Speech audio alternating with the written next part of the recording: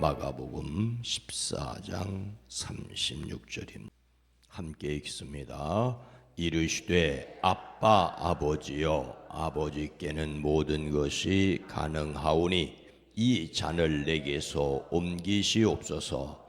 그러나 나의 원대로 마시옵고 아버지의 원대로 하옵소서 하시고 아멘. 오늘도 그리스도 예수 안에서 승리하시기를 주의 이름으로 축복합니다. 예수님을 담는 성품 8월 주제는 온유입니다. 다른 사람을 섬길 마음으로 내 권리와 기대를 양보하는 것이지요. 하나님께서 우리를 통하여 평안과 능력을 나타내시도록 하나님의 평안과 능력을 우리가 누리기 위해서 우리의 권리를 하나님께 드리는 것입니다. 이것이 인간적으로 절대 쉽지 않습니다. 하나님의 능력으로 반응을 자제한다는 것도 어렵지만 하나님의 다스리심을 기억하는 것도 때때로 잊기 쉽습니다. 오늘 말씀은 온유에 대한 6번째 소주제, 하나님이 다스림을 기억한다, 하나님이 다스리심을 기억한다의 복음서 말씀입니다. 예수님께서 십자가를 앞두고 겟세마네에서 기도하신 내용이지요. 겟세마네 기도는 예수님께서 자신의 뜻을 접고 하나님의 다스림에 복종하신 기도의 표변이라고 할 수가 있습니다. 그리스도인의 삶의 원리는 하나님의 다스리심에 순종하는 것입니다. 예수님께서 죽음을 앞두고서까지 자기 뜻이 아니라 누구에게 자신을 맡기셨습니까? 다시 한번 읽습니다. 이르시되 아빠 아버지여, 아버지께는 모든 것이 가능하오니 이 잔을 내게서 옮기시옵소서. 그러나 나의 원대로 마시옵고 아버지의 원대로 하옵소서 하시고 아멘. 예수님은 제자들과 함께 마지막 식사를 하셨습니다. 그 자리에서 제자들은 누가 높으냐는 문제로 서로 다투었습니다. 예수님은 섬기는 자가 되어야 한다고 말씀하십니다. 큰소리치는 베드로에게 3번씩이나 나를 모른다고 할 것이라고 말씀하여 주십니다. 그런 제자들과 함께 예수님께서 식사 후에 겟세마네로 가십니다. 겟세마네는 기름을 짜다는 뜻입니다. 감람산 기슭으로 감람, 즉 올리브에 기름을 짜던 곳입니다. 이곳에서 기름을 쥐어 짜듯이 땀을 흘리며 기도하셨습니다. 제자들에게 말씀하시기를 내가 기도하는 동안에 너희는 여기 앉아 있어라 라고 하십니다. 예수님은 제자들이 자신과 함께 기도하기를 원하셨습니다. 이때 예수님의 심정이 어떠하셨습니까? 베드로와 야고보를 데리고 베드로와 야고보와 요한을 데리고 조금 더 가실 때에 매우 놀라며 괴로워하였다고 성경은 기록하고 있습니다. 심히 놀라시며라는 말은 두려움과 놀라움에 완전히 던져진 것을 가리킵니다. 놀라움에 압도된 것이지요. 그리고 슬퍼하셨습니다. 큰 낙심이나 고통으로 마음이 괴로워하는 것을 가리킵니다. 인간적으로 얼마나 힘들어 하셨는지를 짐작할 수 있습니다. 십자가의 고통은 이미 겟세마네에서 시작되었습니다. 예수님은 그런 자신의 마음을 숨기지 않으셨습니다. 베드로와 야고보와 요한에게 속마음을 말씀하십니다. 내 마음이 근심에 쌓여 죽을지언이다. 조금 후에 도망칠 그 제자들에게 베드로가 자신을 부인할 것을 다 알고 계시면서 그들에게 이런 말씀을 하시지요. 그들이 자신과 함께 깨어 있기를 원하셨습니다. 요한복음에 보면은 예수님께서 사람의 연약함을 아셨기에 그들에게 자신을 의탁하지 않으셨다라고 표현하고 있습니다. 그런데 겟세마네에서는 그 연약한 제자들에게 깨어 있으라고 기도하라고 말씀하십니다. 이것은 자신을 그들에게 맡기신 것이 아니라 그만큼 예수님의 고통이 크셨다는 것입니다. 십자가는 그만큼 고통스러운 것이었습니다. 될 수만 있으면 이 시간이 자기에게서 비껴가게 해달라고 기도하십니다. 무척이나 괴롭고 힘들었음을 말하고 있습니다. 차라리 인간적으로 피하고 싶은 것이 십자가 고통이었습니다. 그래서 아버지께서는 모든 것을 할 수 있으시니 내게서 이 잔을 거두어 주십시오라고 하십니다. 마치 어린 아이가 아빠에게 떼를 쓰며 부탁하는 것처럼 예수님은 하나님께 애원하십니다. 여기서 잔은 마시면 고통스럽게 죽게 되는 독이 든 잔을 상징합니다. 십자가가 바로 잔을 가리킵니다.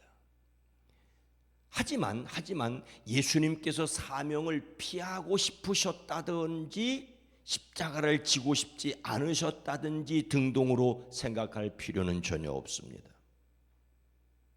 온 인류를 위하여 십자가 지신 것은 단지 십자가에 못 박혀 피 흘리는 것만이 고통은 아니셨습니다. 그 십자가에 달리셔야 한다는 생각만으로도 이미 고통이셨습니다. 우리는 예수님의 십자가 고통이 얼마나 현실적이었고 엄청났는지를 알아야 합니다. 온 인류의 죄를 지시기 위한 것이었기 때문에 피하고 싶다고 표현할 수밖에 없는 고통 그 자체였습니다. 그러나 예수님은 아버지의 원대로 하옵소서라고 기도하십니다. 인간적으로 정녕 피하고 싶은 것이었지만 그러나 내 뜻대로 하지 마시고 아버지의 뜻대로 하여 주십시오라고 기도하십니다. 이 잔을 내게서 옮기시옵소서 하시고는 곧바로 그러나 아버지의 원대로 하옵소서라고 하십니다. 고통이 너무나도 크기 때문에 그 고통에 대비되는 주님께 맡겨드림이 얼마나 위대한지를 말씀하십니다. 자신의 뜻을 접고 하나님께 자신을 온전히 맡기셨습니다. 우리 역시 우리가 원하고 소원하는 것을 기도할 수 있습니다. 이것은 지극히 정상적입니다. 그러나 그 결과를 하나님께 맡기는 것이 성숙한 신앙입니다. 우리가 하나님께서 좌우하심을 믿고 자신을 하나님께 맡기지 않으면 어떻게 되겠습니까? 저는 로마서 8장 26절 우리가 잘 아는 말씀을 다시 생각하려고 합니다. 이와 같이 성령도 우리의 연약함을 도우시나니 우리는 마땅히 기도할 바를 알지 못하나 오직 성령이 말할 수 없는 탄식으로 우리를 위하여 친히 간구하시느니라. 온유라고 하는 관점에서 겟세마네 기도를 다시 생각해 볼 필요가 있습니다. 다른 사람을 섬길 마음으로 내 권리와 기대를 양보하는 것이었죠. 온 인류의 구원을 위하여 자신의 삶을 포기하고 죽임을 받아들이는 것은 자신의 생명 그 자체를 하나님께 맡겨드리는 것입니다. 이런 의미에서 십자가는 대표적인 온유의 행위입니다. 예수님은 자신이 세상에 오신 목적을 분명히 하셨습니다. 제자들은 섬김을 받으려고 서로 다투었으나 예수님은 인자가 온 것은 섬김을 받으려 함이 아니라 도리어 섬기려 하고 자기 목숨을 많은 사람의 대속물로 주려 함이니라고 말씀하십니다. 예수님은 하나님의 뜻을 아셨기에 하나님께 자신의 생명까지 맡기셨습니다. 근데 문제는 우리가 하나님의 뜻을 제대로 알지 못할 수 있다는 것입니다. 하나님께서 사도 바울을 통하여 로마 교회에 말씀하시기를 우리는 어떻게 기도해야 할지도 알지 못하지만이라고 말씀하고 있습니다. 우리는 기도하면서도 그렇게 기도해야 할 이유를 그리고 그 결과가 초래할 것을 모릅니다. 기도 응답이 내가 기도하는 대로 기도가 이루어질 때 그것이 과연 유익할지도 모릅니다. 당장은 이것이 정말로 절실할 수 있습니다. 과연 그러나 사람이 원하는 대로 이루어졌다고 해서 그것이 모두가 덕이 되는 것은 아니라는 것이지요. 영혼을 정말로 살찌게 하는 것인지도 모릅니다. 자식 잘 되라고 했는데 결과적으로 자식 잘 되게 만든 꼴이 아니라고 하는 것을 많은 부모가 알고 있지 않습니까? 전혀 쓸모없는 것을, 아니 손해가 되는 것을 자기 뜻으로 기도할 수 있는 인간입니다. 그러니 우리는 자신의 소원을 기도하되 그 결과를 맡겨드려야 합니다. 그래서 우리가 믿고 고백해야 할 또 하나의 사실은 하나님을 사랑하는 사람들, 곧 하나님의 뜻대로 부르심을 받은 사람들에게는 모든 일이 서로 협력하여 선을 이룬다는 것을 우리는 압니다라는 것입니다. 마땅히 빌바를 알지 못하나 하나님께서 우리의 기도를 들으시고 응답하시고 또는 응답하지 않은 것으로 응답하심을 통해 선을 마침내 이루실 것을 믿는, 제대로 기도할 줄 모르나 성령의 도우심을 믿고 기도할 때 성령께서 합력하여 선을 이루게 하십니다. 그래서 우리가 하나님께 맡기지 않는 것은 실수라고 할 수가 있습니다. 오늘 말씀을 마음에 새기고 자신이 모든 일을 하나님 아버지께 맡겨드리기 위해 실천할 것은 무엇입니까? 예수님은 겟세마네의 기도를 통하여 하나님께 맡겨드리는 모범을 보이셨습니다. 우리는 우리 자신의 삶의 모든 문제를 간절히 기도하되 그 결과를, 우리의 기도는 하나님께 맡겨드리는 것이어야 합니다. 이를 위하여 하나님께서 인생의 주인이심을 고백해야 합니다. 우리 자신보다 우리를 더 잘 아시는 하나님이심을 고백해야 합니다. 우리가 우리 자신의 문제를 기도하되 응답을 하나님께 맡겨드려야 합니다. 하나님께 기도하고 나서 내가 기도한 대로 응답하지 않으셨다라고 생각하는 순간 불편하고 화가 날 수 있습니다.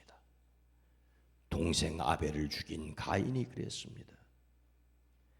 하나님께서 좌우하심을 믿고 맡겨드림으로써 우리는 평안을 누릴 수가 있습니다. 건강하기를 원해서 건강을 기도하지만 건강하더라도 건강하지 못하더라도 우리는 평안을 누려야 합니다. 더더욱 유혹에 빠지지 않도록 하나님께 맡겨드리는 기도에 깨어 있어야 합니다. 많은 사람들이 기도하면 기도할수록 욕심이 커지면 큰일 아니겠습니까? 소원을 아뢰되 맡겨드려야 합니다. 하나님의 선하심을 믿기에 하나님의 평안을 누리는 저와 여러분 모두가 되어지기를 주의 이름으로 축원합니다. 거룩하신 하나님, 자비로우신 주여, 주님이 겟세마네에서 기도한 것처럼 우리도 우리의 간절한 소원을 아뢰을 수 있게 하옵소서. 그러나 또한 그 결과를 하나님께 맡겨드릴 수 있는 성숙한 신앙으로 나아가게 하옵소서. 모든 것이 서로 합력하여 선을 이룸을 믿기에 내가 바라고 원하는 대로 이루어지지 않았다고 원망하고 낙심할 것이 아니라 여전히 하나님의 선하심을 믿음으로 마음의 평안을 누리게 하옵소서. 마음의 평안이 우리를 건강하게 함을 기억하며 살아갈 수 있게 하옵소서. 이 땅이 하나님의 역사하심을 알게 하옵소서. 성령 하나님, 우리의 귀에 들려지는 이야기들이, 우리의 눈에 보여지는 일들이 우리를 근심하고 연약하고 불안하고 두렵게 할 수 있어도 하나님의 역사를 주관하심을 믿기에 담대하게 하시고, 또한 이런 문제 저런 문제를 당할 때 주님이 주시는 평안함 때문에 탁월하게 해결해 나갈 수 있는 능력도 있어지게 하옵소서. 무더위에 오고 가는 발걸음을 편안하게 하옵소서. 성령 하나님 도와주시옵소서. 수련회 가운데 있는 청년들 은혜 위에 은혜를 더하여 주시옵소서. 예수님의 이름으로 간절히 기도드리옵나이다. 아멘. 오늘 말씀을 생각하며 소원을 하나님께 맡겨드리게 하옵소서.